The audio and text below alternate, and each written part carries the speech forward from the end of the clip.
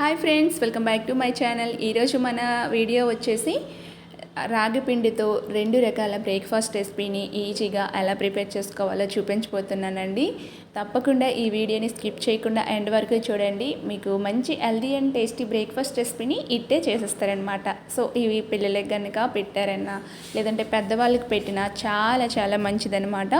So మరి ఈ 2 recipes కూడా తప్పకుండా ట్రై చేయండి. మీ ఫీడ్బ్యాక్ని నాతో షేర్ చేసుకోవడం మర్చిపోవద్దు. మరెందుకు ఆలస్యం, వీడియోలోకి వెళ్ళి చూసేద్దాం రండి. దీనికోసం ముందుగా ఒక బౌల్ తీసుకోండి. బౌల్లోకి 2 కప్పుల వరకు రాగిపిండి తీసుకోండి. నేను ఇది మిల్లులో పట్టించిన రాగిపిండి అనమాట. సో 2 కప్పుల రాగిపిండికి 3 టేబుల్ స్పూన్ వరకు సుజీ రవ్వ, ఉప్మా రవ్వ అంటాం కదా, ఉప్మా రవ్వ 3 టేబుల్ స్పూన్ వేసుకొని ఒకసారి బాగా మిక్స్ చేసుకోండి. ఇంకొంచెం వాటర్ వేసుకొని కొంచెంగా వాటర్ వేసుకోండి. వాటర్ అనేది ఒకేసారి వేసేయొద్దు, కొంచెం కొంచెంగా వాటర్ వేసుకొని ఇలా స్పూన్తో ఎక్కడ కూడా ఉండలు లేకుండా మొత్తం బాగా స్మూత్గా కలుపుకోవాలన్నమాట. ఈ బ్యాటర్ అనేది ఇలా కొంచెం వాటర్ చూసుకొని వేసుకోండి. ఇంకా మీకు లూజ్గా అనిపిస్తే ఇంకొంచెం పిండి కూడా యాడ్ చేయొచ్చు అనమాట. సో నేను వీడియో క్లిప్లో చూపిస్తున్నట్టుగా ఇలా లంప్స్ లేకుండా ఈ విధంగా రెడీ చేసి పెట్టుకోవాలి. ఇలా పెట్టుకున్న వాటిని మూత పెట్టుకొని దీని ఒక హాఫ్ అన్ అవర్ పక్కన పెట్టుకుందాం. సుజీ రవ్వ వేసాం కదా, చక్కగా నానిపోవటానికి కోసం. నెక్స్ట్ హాఫ్ అన్ అవర్ అయిన తర్వాత సన్నగా కట్ చేసి పెట్టుకున్న మీడియం సైజు అయితే 2 ఉల్లిపాయలని సన్న ఉల్లిపాయ తరుగు ఇలా తరుక్కొని వేసుకోండి. మీ టేస్ట్కి సరిపడే సాల్ట్, ఒక 1/2 స్పూన్ వరకు జీలకర్ర కొంచెం ఇలా క్రష్ చేసుకొని వేసుకోండి. అలాగే ఇక్కడ నేను కారం యాడ్ చేస్తున్నాను. పచ్చిమిర్చి ఉంటే వేసుకోండి, కారం వేయాలనుకుంటే కారం వేసుకోండి. అలాగే చిటికెడు పసుపు కూడా వేసేసుకోవాలన్నమాట. చిన్నపిల్లలు ఎవరైనా తిన్న వాళ్ళైతే మనం పచ్చిమిర్చి వేస్తే మధ్యలో తగులుతుంటాయి కదా, పిల్లలు భయపడతారనమాట కారంగా ఉంటుందని. అలా అందుకని చెప్పేసి నేను ఇక్కడ కారాన్ని యాడ్ చేశాను. నెక్స్ట్ వచ్చేసి ఇదంతా బాగా మిక్స్ చేసుకున్న తర్వాత ఈనో ప్యాకెట్ ఒక ప్యాకెట్ వేస్తున్నాను అనమాట. ఈ పిండి మనం ఇన్స్టెంట్గా చేసుకుంటున్నాం కదా, అందుకని చెప్పేసి ఈనో ప్యాకెట్ ఒకటి వేసి దానిపైన కొంచెం వాటర్ వేస్తే ఇది బాగా యాక్టివేట్ అవుతుందన్నమాట. ఇలా మొత్తం కూడా ఇదిలో వేసుకున్న తర్వాత కొంచెం వాటర్ వేసుకొని ఈ పిండిని బాగా మిక్స్ అయ్యేటట్టుగా కలిపేసుకోండి. ఇలా కలిపిన వాటిని పక్కన పెట్టేసుకొని ఇప్పుడు స్టవ్ ఆన్ చేసుకొని స్టవ్ పైన దోశ ప్యాన్ పెట్టుకొని కొంచెం ఆయిల్తో ఈ టిష్యూ పేపర్తో ఇలా తుడిచేసుకోవాలి. ఇలా తుడుచుకున్న తర్వాత కొంచెం నేను వీడియో క్లిప్లో చూపిస్తున్న విధంగా 1 లేదా 2 గరిటెల పిండి ఈ విధంగా వేసుకొని కొంచెం లైట్గా స్ప్రెడ్ చేసుకోండి. మరి ప్యాన్ చుట్టూ వద్దు, అంత పలుసుగా అవసరం లేదు. లైట్గా ఇలా స్ప్రెడ్ చేసుకున్న తర్వాత కొంచెం ఆయిల్ కానీ లేదంటే నెయ్యి కానీ, నెయ్యి ఫ్లేవర్ ఇష్టం లేని వాళ్ళు ఆయిల్ పైన వేసుకోండి. ఇలా వేసుకొని రెండో వైపుకి ఫ్లిప్ చేసుకోండి. బాగా కాల్చుకున్న తర్వాత ఒక ప్లేట్లోకి తీసేసుకోవడమే. చాలా సింపుల్, టేస్ట్ చాలా బాగుంటుంది. దీంతో ఒక మంచి చట్నీతో సర్వ్ చేసుకున్నారంటే చాలా బాగుంటుందన్నమాట.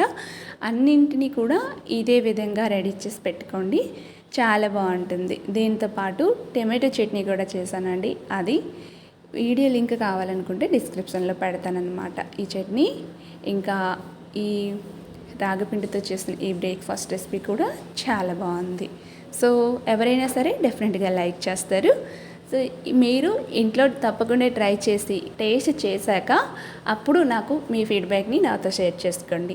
అలాగే వీడియో నచ్చితే లైక్ చేసి షేర్ చేసి సబ్స్క్రైబ్ చేసుకోవడం మర్చిపోవద్దు. పక్కనే ఉన్న బెల్ బటన్ కూడా క్లిక్ చేసుకోండి. ఎప్పుడు వీడియో పెట్టినా నోటిఫికేషన్ రూపంలో మీ హోమ్ పేజ్కి వస్తుందన్నమాట. నెక్స్ట్ రెండో రెసిపీ అండి, రాగి దోశ రెసిపీ అనమాట. సో ఇది ఎలా చేసుకోవాలో తప్పకుండా చూసేద్దాం రండి. దీనికోసం ఒక మిక్సింగ్ బౌల్ తీసుకొని ఇందులోకి 1 కప్పు వరకు రాగిపిండి తీసుకోండి. ఈ రాగిపిండి నేను సూపర్ మార్కెట్లో తీసుకున్న పిండి, నేను మిల్లులో పట్టించిన పిండి అయితే కాదు. సుజీ రవ్వ 3-4 టేబుల్ స్పూన్లు తీసుకోండి. నెక్స్ట్ గోధుమ పిండి, బైండింగ్ కోసం గోధుమ పిండి కూడా 2 టేబుల్ స్పూన్ వరకు వేసుకోవాలి. నెక్స్ట్ వచ్చేసి పెరుగండి, 1/2 కప్పు వరకు పెరుగు తీసుకోండి. పుల్లటి పెరుగు తీసుకున్నారంటే దోశలు చక్కగా వస్తాయన్నమాట. అలాగే కొంచెం వాటర్ వేసుకొని మీ టేస్ట్కి సరిపడే సాల్ట్ వేసుకోండి. సాల్ట్ వేసుకున్న తర్వాత విస్కర్తో చక్కగా ఎక్కడ లంప్స్ లేకుండా చక్కగా మిక్స్ చేసేసుకోండి. మీకు థిక్గా అనిపిస్తే కొంచెం వాటర్ని యాడ్ చేయండి, కొంచెం వాటర్ని యాడ్ చేసుకోవచ్చు. చూసారా, ఈ విధంగా ఎక్కడ లంప్స్ లేకుండా కలిపేసుకోండి. ఇది కొంచెం థిక్గా అనిపిస్తుంది కదా, ఇంకొంచెం వాటర్ని వేద్దాము. వాటర్ని వేసుకొని చక్కగా దోశ బ్యాటర్ ఎట్లా ఉంటుందో అట్లా కలిపేసుకొని మూత పెట్టేసుకొని నేను ఓవర్ నైట్ ఇలా ఉంచేసుకున్నాను. మార్నింగ్ నేను దోశల్లా వేసాను అనమాట. మీకు టైం లేదు అంటే ఒక గంట 2 గంటల పాటు ఇలా చేసి ఉంచుకోండి, చాలా బాగా వస్తుంది. మనం పుల్లటి పెరుగు వేసాం కాబట్టి ఫర్మెంటేషన్ బాగా అవుతుందన్నమాట. సో చూసారు కదా, చిన్న చిన్న హెయిర్ గ్యాప్స్ వచ్చాయి, ఇంకా పిండి కూడా బాగా పులిసిందనమాట. ఇప్పుడు దోశలు వేసేటప్పుడు చాలా చాలా బాగా వస్తాయి. పిండి ఒకసారి బాగా మిక్స్ చేసేసుకోండి. ఇలా ఉన్న పిండిని ఒకసారి బాగా మిక్స్ చేసుకోవాలి. ఇందులో ఈనో ఎలాంటి వేయకూడదు, ఎందుకంటే మనం పుల్లటి పెరుగు యాడ్ చేసాం కాబట్టి అదే సరిపోతుందన్నమాట. దోశ బ్యాటరు ఈ విధంగా ఉండాలి. సో ఇప్పుడు పక్కన పెట్టేసి స్టవ్ ఆన్ చేసుకొని ఒక ప్యాన్ని పెట్టుకొని చుక్క వరకు ఆయిల్ని కొంచెం స్ప్రెడ్ చేయండి. ఇలా ఆయిల్ వేసుకున్న తర్వాత ఇప్పుడు ఒక గరిటెడు పిండి తీసి ప్యాన్ పైన వేసుకోవాలి. ఇలా వేసుకున్న తర్వాత దోశ మనం ఎట్లా వేస్తామో అట్లా మొత్తం కూడా స్ప్రెడ్ చేసేసుకోండి. చాలా చక్కగా వస్తాయండి ఈ దోశలు, తప్పకుండా ట్రై చేయండి. కొంచెం ఆయిల్ పైన ఈ విధంగా వేసుకుందాము. ఇలా ఆయిల్ మొత్తం కూడా ఇలా వేద్దాము. చుట్టూ కూడా ఆయిల్ వేసిన తర్వాత ఇప్పుడు దోశ ఒకవైపు బాగా కాల్చుకున్నాక రెండో వైపుకి ఫ్లిప్ చేసుకోవచ్చు. ఇది పలుచుగా చేసుకున్నాం కదా, రెండో వైపుకి అస్సలు ఫ్లిప్ చేసుకోవాల్సిన అవసరం లేదు. ఒకవేళ మీకు కొంచెం దోశ అనేది థిక్గా వస్తే పిండి పైన ఇంకా మనకి ఉడకలేదు అనిపిస్తే రెండో వైపుకి చేయండి. సో రెండు వైపులు కూడా కాల్చుకున్నాక ఈ దోశని తీసేసుకుందాము పక్కకి. చాలా చక్కగా వస్తాయండి. నెక్స్ట్ దోశ వేసేటప్పుడు మీరు ఏం చేస్తారంటే ఆయిల్ని వేయొద్దు, కొంచెం నీళ్ళని చిలకరించుకొని టిష్యూ పేపర్తో తుడిచేసుకొని అప్పుడు దోశని వేసుకోండి. చాలా బాగా వస్తాయి అన్నమాట. అలా అయితే ప్యాన్ మొత్తం కూడా దోశ ఈ విధంగా స్ప్రెడ్ చేసేసుకొని స్టవ్ని మీడియం ఫ్లేమ్లో పెట్టేసుకోండి. హై ఫ్లేమ్లో వద్దు, లో ఫ్లేమ్లో వద్దు, మీడియం ఫ్లేమ్లో పెట్టుకోండి. ఫస్ట్ లాగే కొంచెం ఆయిల్ని వేసుకోండి. ఇలా వేసుకోవటం వల్ల దోశలు చాలా బాగుంటాయి అన్నమాట. సో ఇప్పుడు ఈ దోశని కూడా ఫోల్డింగ్ చేసేసుకుందాము. రాగి పిండితో ఏ రెసిపీ చేసుకున్నా సరే ఎవరికైనా పనికొస్తుందన్నమాట. చాలా అవసరం అండి. ఇప్పటి రోజుల్లో ఈ రాగి పిండి అనేది సరిగ్గా ఎవరం కూడా యూజ్ చేయమన్నమాట. అప్పటి మన అమ్మమ్మల కాలం నాటి వాళ్ళైతే రాగి పిండిని చాలా చక్కగా యూజ్ చేసేవాళ్ళు. సో ఇప్పుడు దోశ ఫోల్డింగ్ చేస్తే ఇంకో మెథడ్ ఏంటో చూపించిన, దోశ వేసుకున్న తర్వాత ఇలా నేను వీడియో క్లిప్లో చూపిస్తున్న విధంగా మిడిల్లో నుంచి చివరి వరకు ఈ విధంగా కట్ చేసుకోండి. నెక్స్ట్ వచ్చేసి దోశని ఈ విధంగా నేను వీడియో క్లిప్లో చూపిస్తున్నట్టు ఫోల్డింగ్ చేసుకోవాలి. చూసారు కదా, చాలా బాగుంది కదా.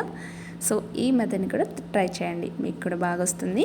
సో నేను ఇక్కడ ఇలా రాగిపిండితో దోశలను అయితే వేసేసాను. ఇంకా దీంతో పాటు ఒక మంచి చట్నీ, టమాటో చట్నీ అనమాట.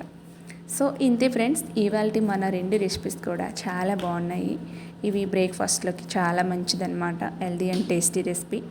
సో మీ అందరూ కూడా తప్పకుండా ట్రై చేస్తారు అనుకుంటున్నాను. ట్రై చేశాక మీ ఫీడ్బ్యాక్ని నాతో షేర్ చేసుకోవడం మర్చిపోవద్దు. వీడియో నచ్చితే లైక్ చేసి, షేర్ చేసి, సబ్స్క్రైబ్ చేసుకోండి. థ్యాంక్స్.